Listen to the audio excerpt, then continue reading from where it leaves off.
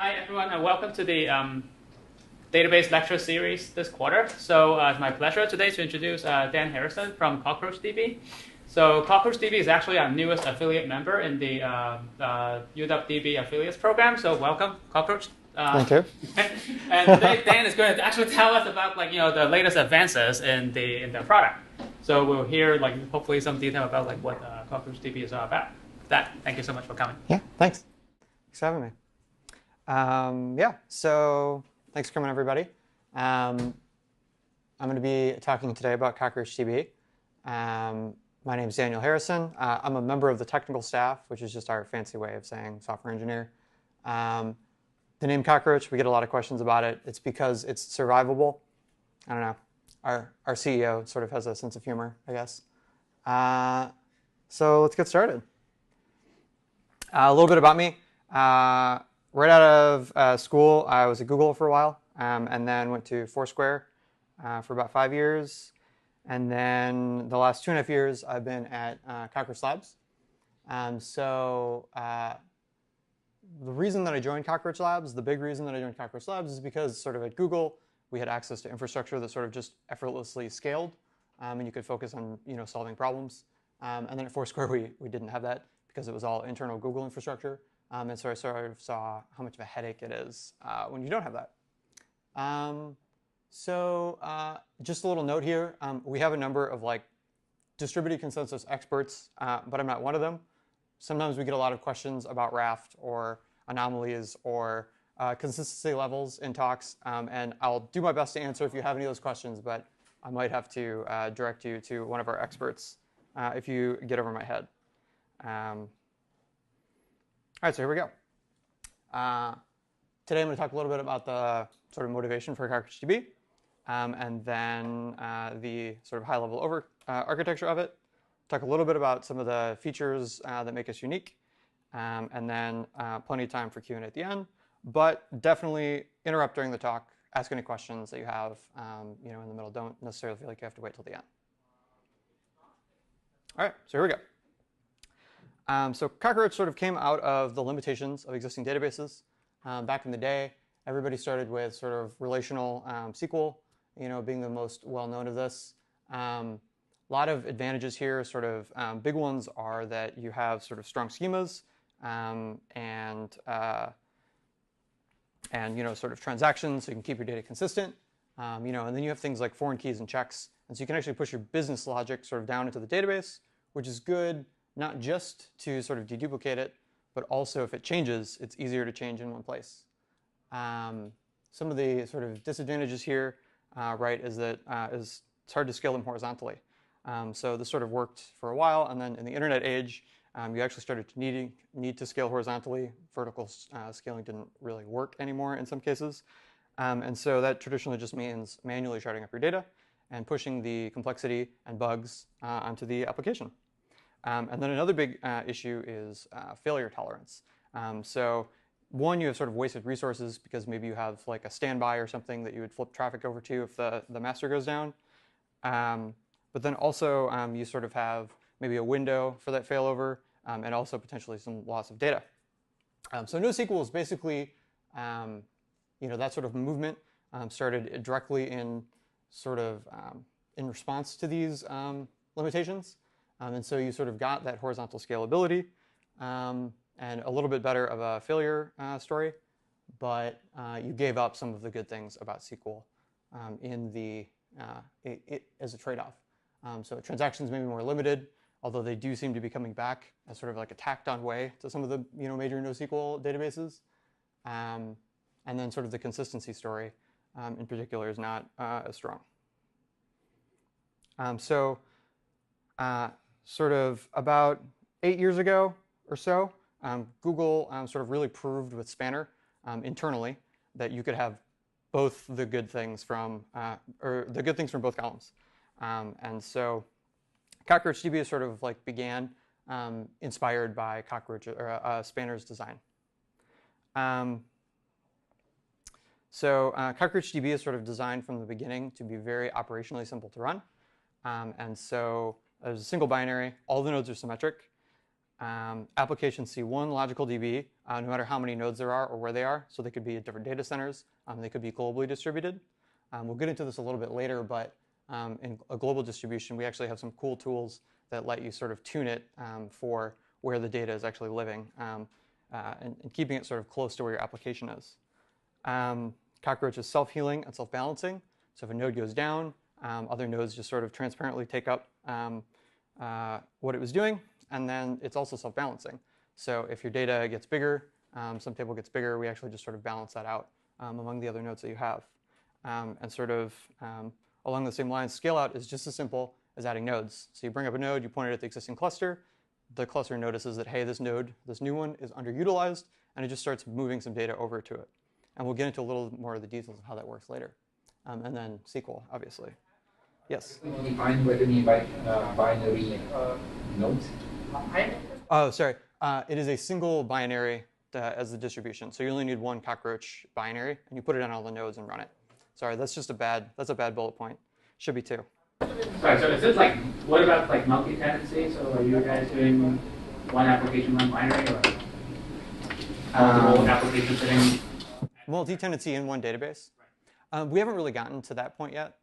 You could sort of do it a little bit with like just separate, there's SQL as a concept of like a database. So within one Cockroach cluster, you could have multiple databases, but we haven't done a lot of work yet on isolation there. So the security story is like maybe there just in the sense of like we implemented the SQL spec and we do what everybody else does. But there's probably some isolation stuff that we'll take on at some point. Not there yet. Cool. Any other questions for Moa? So binary means like sort of just a distributed software binary to load. Yeah, it's just one program. You just copy it on a machine, start it up. Every machine has to be using the same OS? No. There are some ways in which if you're using like a different endianness, like it's probably not something that you want to try, but yeah, you can have different OSs. It's like a post, like every piece of code you write using post compatible API or this kind of thing, so that you don't need to compile again. Sorry, yeah, there would be a different binary for different OSs. Yeah, that point, I'm sorry that it's so confusing. Was just that you don't need dependencies, right? So some software, like you have to bring up dependent software to run your database. Everything is self-contained. Cockroach has everything itself. Yeah. Okay. So here's the high-level architecture. We internally think of Cockroach as a stack of abstractions. So at the top is sort of the SQL database with all the guarantees that you know and love about SQL databases.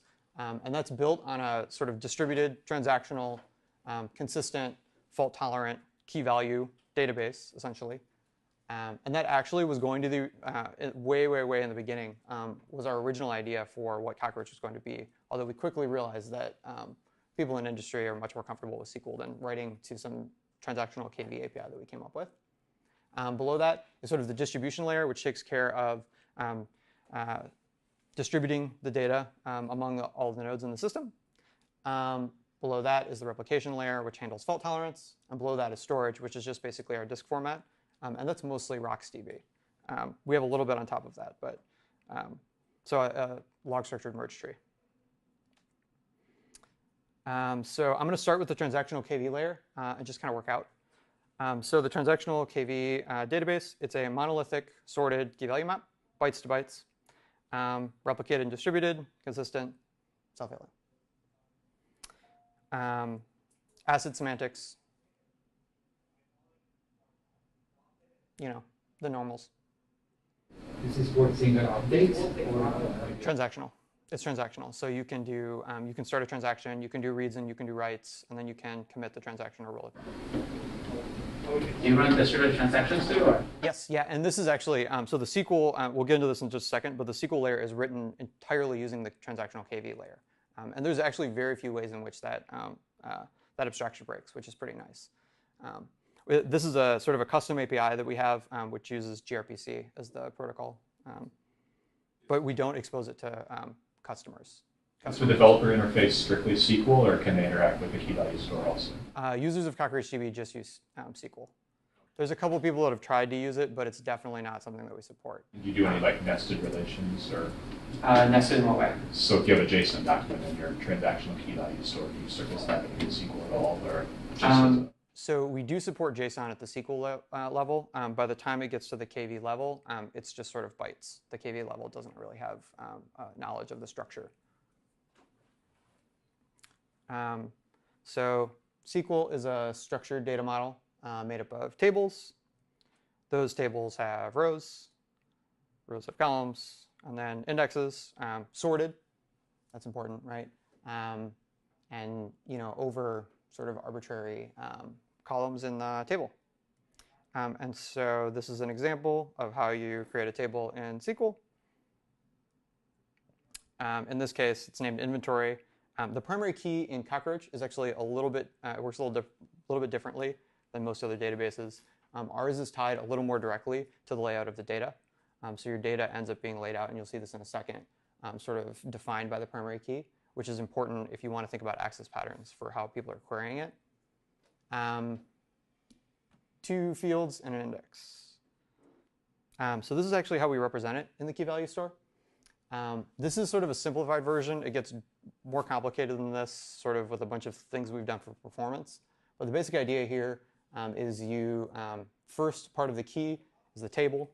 The second part is the index. So in this case, the primary, but if it was a secondary index, you would have a different one here. Those here are strings, but we actually use variable length integers to save space. And then the next part is all of the primary key columns, and they're encoded in a way such that they sort in the same way that the SQL data does, which is maybe not so interesting with integers, but when you start getting to arbitrary precision decimals or collated strings, it's a little more, a little crazier.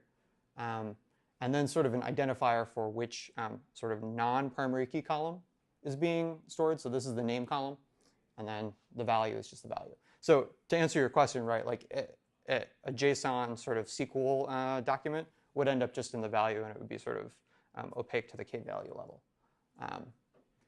One of the first things we did, because this basically incurs overhead per key value, or there is some overhead per key value.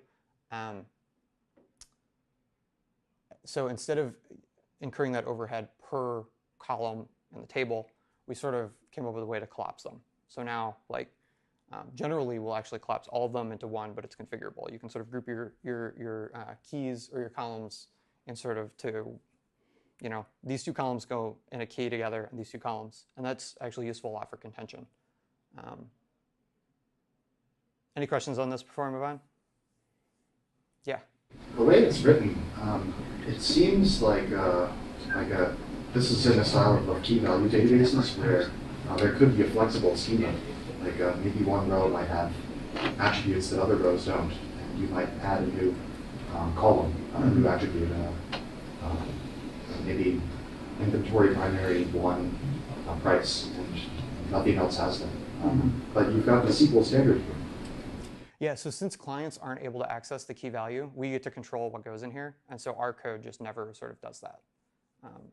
Our code would, there's sort of like a metadata that describes what the table looks like, and so once you add the price column, you would start adding it everywhere. Okay, so it's still strictly according to this SQL schema. Yeah. Yeah, and we actually do some things where, like, if it's a nullable column, we can actually just omit it. So if you're adding a nullable column, just like not having any of the data, it's actually fine that that's gone. But if it's not a nullable column, then we have to go do a backfill. And we'll actually get into how that works in a minute, because it's pretty cool. So is it mostly done because of red amplification or because of the limit of the values? Is what done? So you split the row right into the codes into separate values? Yeah. So you, by default now, if you don't specify, we actually do it all into one key value per row now. But you can split it back out, usually for contention reasons. So if there's some column that's being updated a lot and another column that's being updated a lot, you can actually have them be sort of separate key values, which means that the transactions won't overlap and contend. That's usually when that ends up being useful. By default, we actually usually just put every column in the same key values. That's turned out to sort of be the best in our benchmarks. So if you have a secondary index, then you repeat the entire information for the secondary index? Oh, that's a good question. So the secondary index, so you would have a different index ID, and so it would sort afterwards. And then you put all of the columns in the secondary index, sort of similar to how the primary keys are working here. And then what you do is every column in the primary key that hasn't already been represented just gets stuck on there as well. So that means that, if you're doing a lookup by a secondary index, you basically can recover the columns in the primary key from that key value, but we don't store everything again. And then you can do a second lookup to the primary key data to get it. You just wrote the primary key into the secondary index, just you get the primary key. Exactly. Yep. Anything else?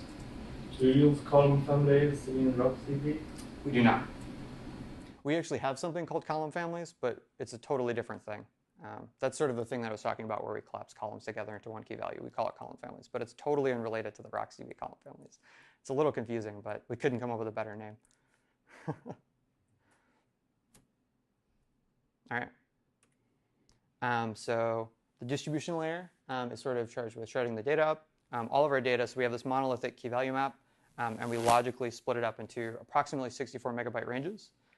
That number was picked because it's small enough that it's pretty easy to sort of like send snapshots and stuff of 64 megabytes around, but it's not so small that the indexing overhead is large. And each of these holds a contiguous range of the key space. So in this case, you sort of have this like one key space of every key that you could possibly, every bytes key that you could possibly have. So from nothing to lemon, here's some data from lem to p, here's some more, and then from p to the end of the key space, here's some more. And so then obviously you have to be able to find which sort of, we call them shard, or range, sorry, has your data in it. So if you're looking for lime, we have an index basically of all of the spans of which keys are represented by the various ranges and where they live. And that's actually stored in the key value, the sort of transactional replicated key value thing as well. And we just do something really clever where it sorts at the very beginning into the first couple sort of ranges of data. And then we do something where we just sort of, we call it gossip. There's a gossip protocol, and we broadcast it around. So if you're looking for lime, you sort of can guess where it is. And then if you're wrong, it gets fixed. But that's sort of how that bit works. Yeah? Index entries are integer. So this is for representation purposes, you're on the string. How many bits of indexes do you guys? So this is a different index. The last one is sort of a SQL level index. This is a like shard index. So it's actually, if you want to know which shard. In the SQL case, we represent them with variable length integers. So everything up to some number is 1 byte, and everything above that is 2, and then et cetera. So if you only have a few tables, everything will always be 1 byte for the. And then in this case, these are just key value entries. So there's like some key, and it's either the first or the last. I don't remember offhand. And then there's like sort of some metadata stores the value, and the system knows how to interpret that. Question. So coming to this number 64 megabytes, so it's definitely will probably to have a low, right, from the reasons that you mentioned. Also, if you have very small partitions, so you have cross-partition sort of transactions, right, which probably performance-wise, you know, that with then you have at first very big metadata describing this. Yeah. And then also, to my understanding, if you follow like spanning model, right, so you might have like nested records, right? So for instance, if I have a records and they can nest it. So and it looks like this 64 MB will limit your record size and limit the how much nested table records you have, right? Yeah. So is there any specific restrictions you put on the model to limit this performance? Don't quote me on this. I'm fairly sure that you can configure it. I think it's something that you can override, and it is actually something that we're looking at making the default bigger. We originally picked it because 64 megabytes is easy to move around, but for exactly the reason that you're talking about, where transactions that span these are going to necessarily be more costly, and we'll get into that very briefly later, then it's actually better for performance to have bigger ranges because then, because then you sort of have a cheaper transaction protocol. We do have what you're talking about with Spanner and the nested tables. We call them interleave tables. I don't remember what Spanner calls them. We don't have to split, like we split between rows. So you can actually have, if you have like one top level table and then a whole bunch of things nested into it, you can split these 64 megabyte chunks. Sort of, it doesn't all have to be in one. It can be across them. So, but it sounds like from performance point of view, you find out that it's a balance for distributed transaction, right? Yeah. And from the user pattern point of view, it's not a limitation because if like CockroachDB users, they don't use really heavy rows. Because you need to fit the rows in this 64 MB, right? Yes, yeah, you do have to fit. You do have to be able to fit a row in 64 megabytes, and that is sort of a restriction. So you definitely don't want to be storing gigabyte blobs or something in CockroachDB. That's So you don't see such scenarios across users. yeah, and we definitely discourage people from doing that. That's sort of something that we, aren't trying right now. We would do something slightly different if we wanted to, do something like that, where you would have like some sort of stub that would point at somewhere else if we built that sort of capability. But for sort of SQL data, what people typically put in an like OLTP database, 64 megabytes has worked out pretty well for us. Although, as I said, we are exploring making that bigger because of the transaction thing that you mentioned. So you mentioned some sort of gossiping protocol across Yeah. different nodes. I mean, so are they not fully replicated? I guess that's what that means. Yeah, so the key value store is sort of replicated, consistent, exactly what you'd imagine. The gossip protocol is just for bootstrapping, basically. So what'll happen is like a node will join. It will be like, hey, I live here. Here's how here's like my advertised host address. That will get sent around, and that's used for like putting more data on it. And then that protocol is sort of also piggybacked where we can sort of bootstrap like, hey, this is where I think this range lives. And then if you contact it and you're wrong, you'll just get corrected, basically. So it's sort of a best effort, the gossip protocol. It's not really involved in the correctness. So it's not like every node would have a full replicated copy of everything else. No, yeah, we just do, it's just the metadata for where you locate the ranges, basically. That's starting to be the edge of like what I deeply understand. I've worked on other parts of the system, so if you have deeper questions, I definitely can like point to somebody. So then, but what happens if a range is bigger than 64 megabytes? We just split it. And I don't know quite where this is, but if it's also too many queries, you can also sort of split it. And this happens beneath the hood. The user doesn't know anything about this. The range sort of like picks a point, and then it splits, and now it's two ranges, which is basically just some metadata updates. Because when we do this, we sort of start it with this range was on some set of machines, and then it splits, and then after it's finished splitting, we might go and rebalance some of those away if they were too hot or too large. So do you lock the database while you're doing this migration? Yeah. This particular range will like briefly be locked, but it's literally just like as much as any transaction locks it.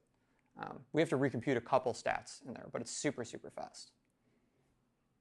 Definitely no global database locks anywhere in the system. Unless something goes wrong.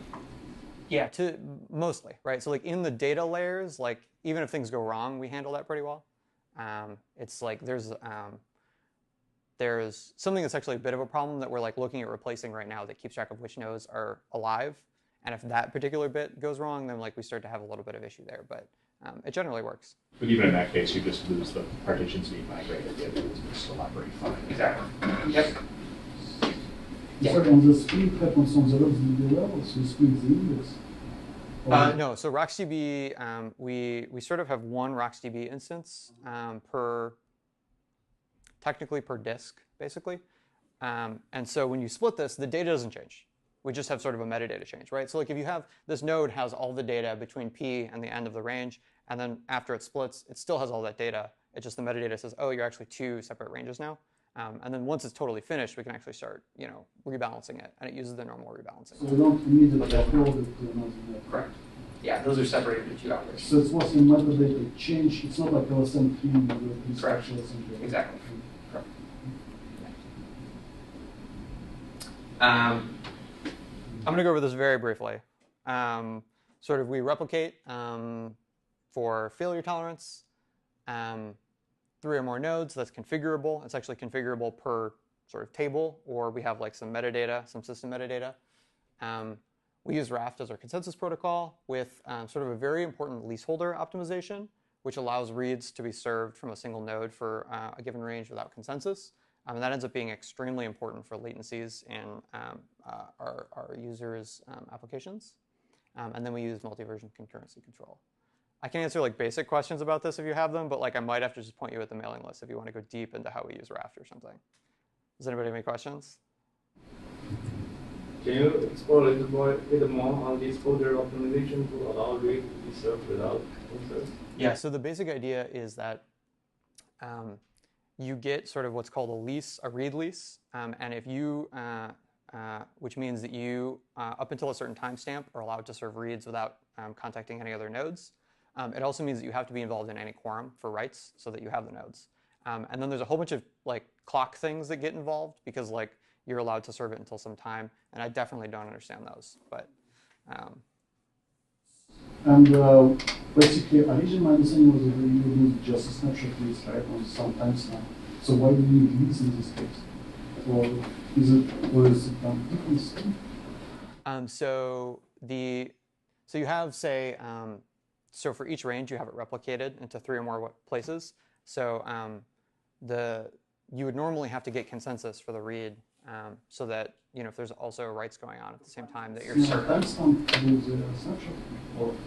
So the timestamps live at a slightly higher level than that. So the keys that we actually write to RocksDB have timestamps in them, and Raft is just concerned with writing like here's a key with a certain timestamp, and then above that you're going to be using. So you would have to say like, I want to read at this level, and that would be a Raft operation, and then you would get back like here's the current latest key given that timestamp. So are you allowing reads from the replicas? So we are moving in that direction. Normally reads go through the leaseholder. We do have something that we're building now, which we call follower reads. And so there's a way in which the sort of lagging behind about 5 to 10 seconds, you sort of are closing off, like nothing will ever be written below this timestamp. And once you do that, the followers are allowed to serve reads for anything below that. So that'll let you, say in like a geographically distributed environment, if you have like one follower that's like sitting in the United States and one that's sitting in Australia, so with a 5 to 10 second latency, you can perfectly and consistently serve reads from the one in the United States.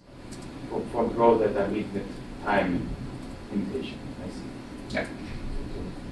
And then the 5 to 10 seconds is basically just because you don't want to interrupt ongoing transactions. If you do that too aggressively, then you'll have to restart any transactions that take longer than that amount of time. So one question about the architecture is if you can compare with Spanner, for instance, right? So I think the biggest difference on this picture is that the Spanner use underlying sort of GFS or Colossus, right? Anything like that to do the replication for them, right? So you do the replication on the database layer, which means that probably you need to use more memory because you maintain the database instances in memory. My understanding, right? So each RocksDB instance will be on a particular node, and you'll maintain some something in memory. So it's probably easy to do the reads, right, or switch to another, but it's definitely more resources usage. So is there any, like, why you decided to do it that way? So a big difference is CockroachDB is sort of like, it's this sort of one binary distribution. So, inside Google with Spanner, they have, they have their Paxos called Chubby, and that's sitting somewhere. And then they have, GFS or Colossus, which is built on top of D, and those are all separate services. And then they have Spanner, on top of that. Whereas this is like, you just can put it anywhere. So we sort of like take all that complexity and put it into Cockroach itself. I would say the bigger difference between us and Spanner is that they have atomic clocks, which makes a big difference with this leaseholder optimization. You could be much more aggressive if you had strong bounds on the but you also replicate on the Raft, for instance, you use Raft, so you have the replication set. Let's say there is some problem with the replication. So in GFS, they will switch to the different chunk, for instance, right? So literally they switch to the different replication set for the writes. So writes will not impact it if there are some problems with the replication. Maybe you get deeper into transactions later. I'm actually going to like move. That's definitely not my area of expertise. So if you guys have more questions about this in detail, I'm happy to give you like an email list, and you can ask like our experts, and they will be able to answer them in detail. But I've worked at generally a much higher level than this, so I don't know the details of Spanner, for example. Yeah. All right. So this is kind of talking a little bit about how we do rebalancing. So in this example, we have 3 nodes, 3 ranges, and 3 copies of each range. And then if you add another node, the system will sort of notice that they're unbalanced. It will temporarily add a 4th replica, remove the old one, and then keep doing that until it's balanced. And then say a node goes down. What will happen is, for the short term, we sort of just can do everything with 2 replicas because you still have quorum. But if eventually it's like still hasn't come back up and it's a long-term failure, we give up on it, and it no longer owns any of its replicas, and we sort of up-replicate. So you're back up to your sort of failure tolerance. Again, this happens totally transparently to the user. Like, they're just using the database, and they don't know about any of this. All right, so any more questions on that before we move on? Related to my questions, all those ranges that we define where the data is, they are based on the key value column, the key of the key value column that you showed in the initial slide, right? Yeah. So they're all integer numbers. Which ones? Which are integers? The metadata there's a global metadata index that shows where each range stands, basically. Yeah. And that basically, we are looking at the range of integers, because they are also in key value stores. There's a global key value store, and you're charting the whole global key value store, right? Mm-hmm. Okay, so they are not much strings, or they are not literals. They're just integers. The keys are bytes. They're okay. Yeah, they're sort of like byte strings. Okay. Does that answer your question? I don't think. Well, let me ask this question. Globally, you have a big key value store, Yeah. which forms the database, all its tables and all its rows and indexes and everything. Yeah. And you shard that. Yes. Okay. That answers the question. Okay. Sorry, so for load Yeah. balancing, do you guys do this like using some sort of log, or like what happens if like a node crashes during replication? There's some recovery procedure. So what can happen is, like, if one node is down within sort of like one range's replication, you can just use the other 2 to continue, basically. And then there's like a master that knows like who has what, right? So there is sort of that metadata that I was talking about that we store in the beginning of the key value, and that sort of has like these nodes have these copies of these ranges on them, and so then what will happen basically is if you're talking to the old one, then either you won't get a response and you'll have to time out and go to another one, or at some point the other one will become the leaseholder, and then you'll know to talk to him instead. So. And your metadata is replicated. And the metadata is replicated. Is it stored in CockroachDB? The metadata is stored in CockroachDB, yeah. And we actually stored it at a higher replication factor, for example, than anything else, because it's way more important. So it can survive more, more failures. So here's some of the cool things we built once we had sort of this like core that I just went over. So we have what we call zone configurations, and this is sort of like at a table level. You get to control where your data is.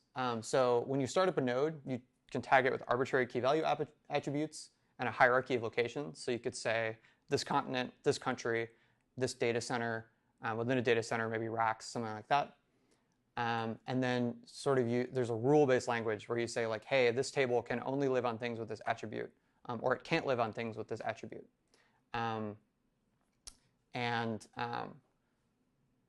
Here's a demo that actually happened very early on from one of our docs writers that sort of like everybody thought was really cool, even though we built this. Like, we didn't think to do this demo, and one of our docs writers did, where he actually started up 3-node cluster of CockroachDB at DigitalOcean, and then he started 3 nodes in Amazon, like AWS, and had them join that cluster.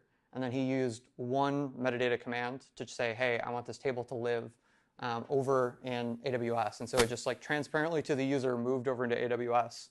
And then he said, actually, I don't care where it lives, just balance it evenly, and then it all just sort of balanced back. And let me tell you, at Foursquare, I would have loved something like this. I can't tell you how many engineer hours were wasted like with, oh, well, we didn't shard this enough, and now we have to like reshard it, and it's weeks of work and probably bugs and downtime in the middle of the night.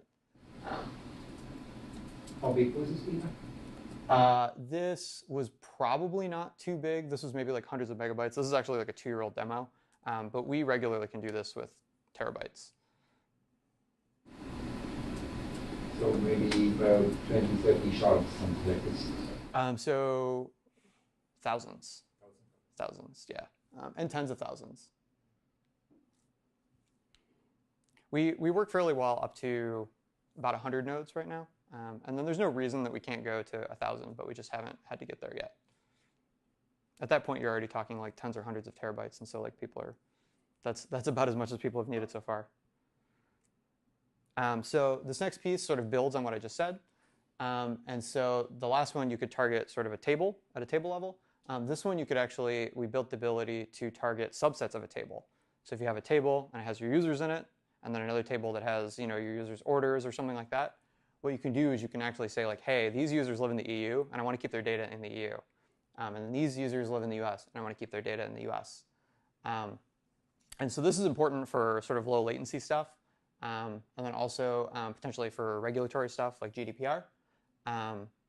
And this works very cool and exactly in the way that you would want. So like say you have 2 data centers in Australia, then what you can do is you can say like, hey, I want 2 replicas in Australia.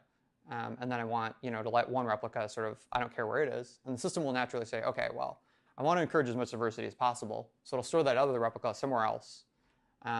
But since you have 2 in Australia, any reads and any writes are going to be served locally unless there's a failure. And then if there's a failure, the system just transparently, like the latencies will be a little elevated because so reads will still be served out of Australia. They'll be just as fast, but writes will be slightly slower because you now have to involve wherever that other replica is. And we've like done this over and over and over again in practice, and there's a ton of people that are very excited about this.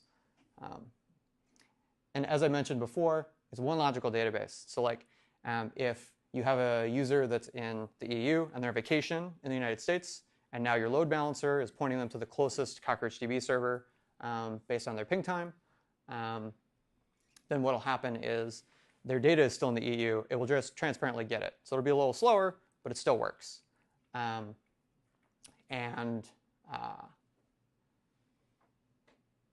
But if you want a transaction, again, one logical database that spans data from users that are in both, that also just sort of works. Is this independent of your choice of primary key, or do you have to like key on documents here? Yeah, so your primary key has to, because of the way our key encoding works, your primary key has to start with what you want to split on. But there's a few things we've done to sort of mitigate any of that. But for like secondary indices, it does the right thing? It's the same requirement. So you can sort of partition a secondary index, but you still have to have the what you want to partition on is sort of the very beginning. This also is useful for archival partitioning. So if you want like one giant table full of all articles of all time, but like articles, old ones are not accessed nearly as much as new ones, you can move that to sort of slower hardware that's cheaper, something like that. Sort of works the same way. So how do you compare this with like Spanner or maybe like CosmoDB? I haven't used them in depth. Do, like, yeah. replication stuff, right? Spanner. Yeah, I don't know the details. I can tell you how ours is different if you tell me how it works, but. I mean, they basically have this similar schema of like saying that like different servers, and then like people can put like I think they call that affinity or something, right? For each JSON document. Let's say like if I use Cosmos, and then they would try to co-locate that with like this affinity in mind, and then when you access it, then you would also try to hang it in that way. Yeah, I mean, it sounds conceptually similar. I don't know what the details are, so. This is asynchronous replication of the. Yeah. So it's synchronous replication because you said that if there are some problems, the write will be slower, right? Yes. But it looks like anyway you need to write those data centers, right? So if you have, for example, 2 data centers in Australia and 1 somewhere else, then your quorum would be 2, and you could write with just those 2. Yeah. So yeah, in the Cosmos DB they typically do asynchronous, right? So another thing we built is a distributed SQL computation framework. Our first implementation of SQL, each node was sort of the gateway. That's still true. And it would get a SQL query, it would parse it, it would plan it, and then it would sort of perform KV operations, which might be remote, to get all the data and then do whatever it needed. I mean, this falls over pretty quickly in certain, scenarios like a very restrictive filter or something, where you're just pulling all the data to the gateway just to throw it all out. So you want to push the computation, and so we did. This shipped originally like a year and a half ago, and then as of this latest release that we're about to come out with, every query goes through this, and then by the next release we'll have removed the old one. Here, so you're distributing the data, which is set by hash, but which server do you use as target? Because someone are in Australia, someone in Europe, so how do you decide which servers contribute to this query computation? So I don't think this is particularly principled in that sense. CockroachDB very much right now is targeted at OLTP applications. So generally, it's a small enough amount of data that that sort of stuff doesn't matter. We're sort of like, eventually we'll move to like an HTAP sort of thing, and then we'll have to definitely consider that by then. But so far, we haven't had to worry about it, actually. Usually, your query ends up being mostly local data, so that's not a big deal. I guess they'd probably be scheduled closer to the end, but I couldn't tell you for sure. We have online schema changes at the SQL level. So this is based on Google's F1 paper. Basically what happens is that if you're adding a column, you're adding an index, you're adding whatever, it's sort of the metadata. We put it into a state in the state machine, and the reason writes maybe act slightly differently based on that. In the background, we can do a backfill of all the old data and then advance the state machine. This is slightly more complicated because we cache all the table descriptors, so we have to wait until all the caches have been cleared of old data, and there's a way that that is sort of like taken into account in Google's F1 paper. But the end result is that it appears instantaneous to the client. So in contrast to a lot of other databases, where if you want to add an index or if you want to add a column or something like that, you actually have to like build it on another machine, and you have to like be replicating all of your queries over there, and then at some point you like get them close enough, and then you shut down one and flip over. This all just handled automatically. You just run the add column or whatever, and it does what you want behind the scenes.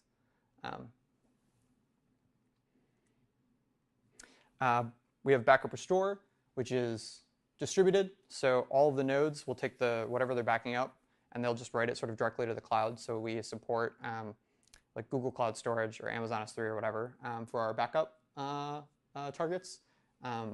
It's consistent to a point in time, and it's incremental in the sense of like, I have some backup and I just want to back up whatever's changed. So you can save bytes by not backing up slow changing table over and over again. But also there's we take advantage of some really crazy stuff in like the actual structure of the RocksDB LSM to avoid looking at data that we don't have to for the incremental backups. So if you have a big table that's not changing often, not only are we not backing up stuff, but we're not scanning a lot of stuff. A few more things here. We have a query optimizer that is brand new in the release that we're coming out this month. I also don't know a ton about that, but it's using all sorts of like literature. It's the tech lead for it used to work on the one at SQL Server. So that one is, I believe, on by default in this release that we're coming up with. We have an old heuristic one that we've used so far.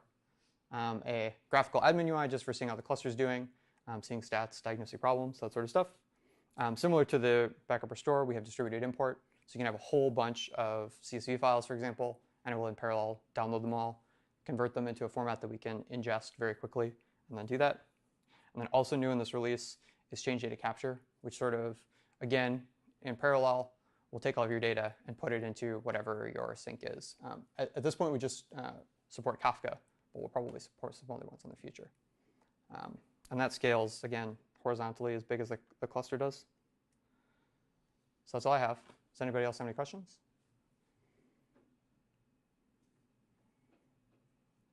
Great. All right, thanks, everybody.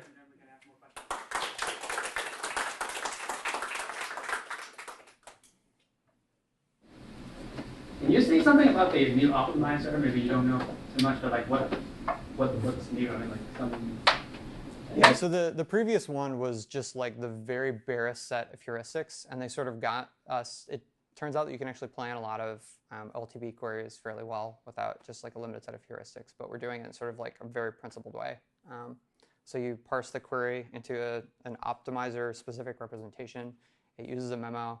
And then we have a set of rules for exploring different plans and then trying to select whatever the least cost one is. Do you know anything how to handle load balancing during query execution? Load balancing at what level? When you do data distribution, for example, in the aggregate query that you showed us, there is a partitioning of the data based on the two hierarchical metadata. And if one value, for example, is very, very popular, then that just be very high. And then although that is equal to a single server, and that's over, and that's going to be the bottleneck. It might run out of memory. So you handle it in any way.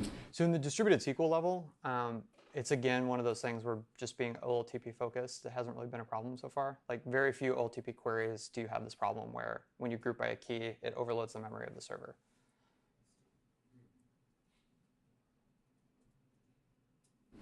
So can you say something about like how frequent do customers actually have like distributed transactions?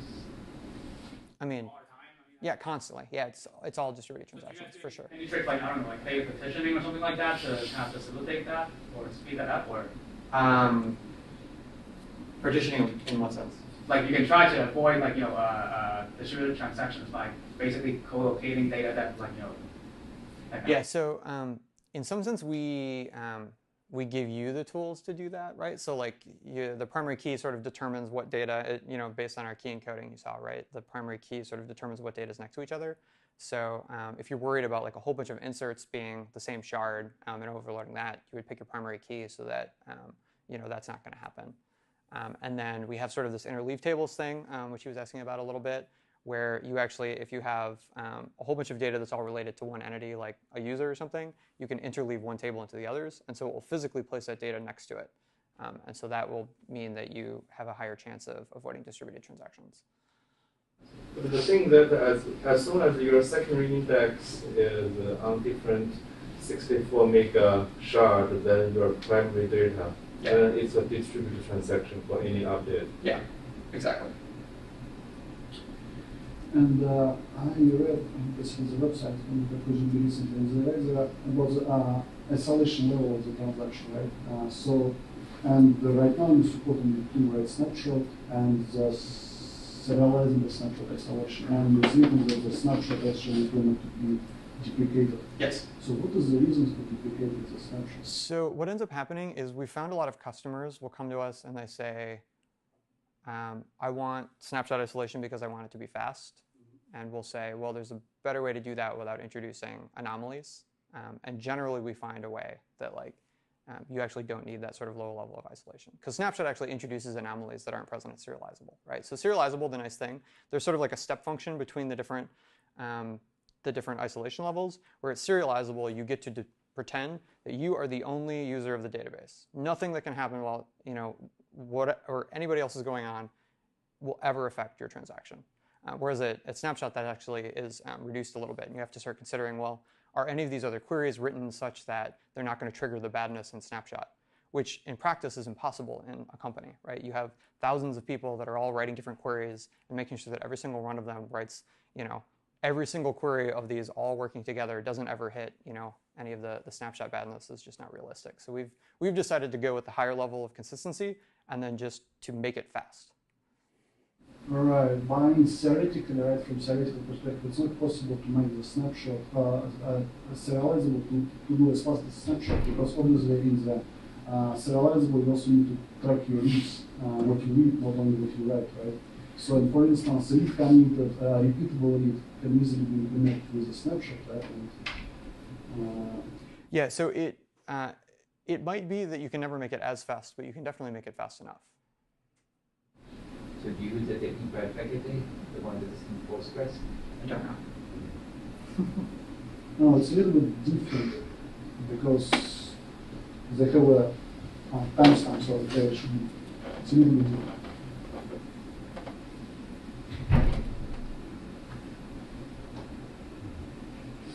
Okay, if there's no other questions, let's thank the speaker again.